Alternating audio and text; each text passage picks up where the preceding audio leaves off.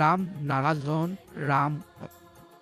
এনে বহুতো দূত আছে যাক মেছেঞ্জাৰ বুলি কোৱা সহজৰ বহুতো শক্তি আছে যি সদাজৰ এটা ভাঙনি সৃষ্টি কৰিবলৈ ব্যাঘাত ঘটাই থাকে যি ব্যাঘাত কাম কৰিব সেয়া এটা প্ৰতিবিপৰীত শক্তি বা দুষ্ট আত্মা হ'ব সেইসকল তোমাক সদাজক এনে পৰিস্থিতিৰ মাজত পেলাই ৰাখিব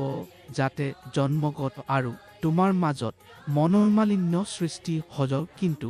এই শক্তিজয়ে জন্মগতৰ ওপৰত কোনো প্ৰভাৱ পেলাব নোৱাৰে যিজনে ল'ব সেই ব্যক্তিৰ ওপৰত ইয়াৰ প্ৰভাৱ পৰিব এই দূতবোৰ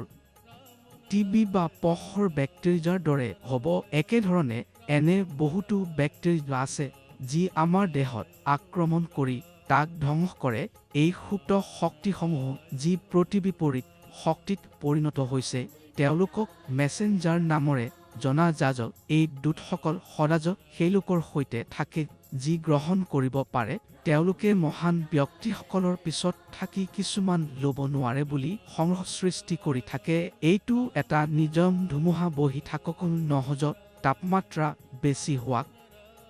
আগুন লাগি থাকক বা আনফালৰ হাৱৈ তাক সহযোগ কৰি থাকক এইটো এটা নিজম তেনেকৈলে ধৰ্মীয় সাধনাৰ পথতো সহজে আগবাঢ়ি যোৱাটো সম্ভৱ নহ'লেও কেৱল মৰম বা প্ৰেমৰ ওপৰত নিৰ্ভৰ কৰা লোকসকলৰ মাজতো বিভ্ৰাট সৃষ্টিৰ এটা নিজম থাকে।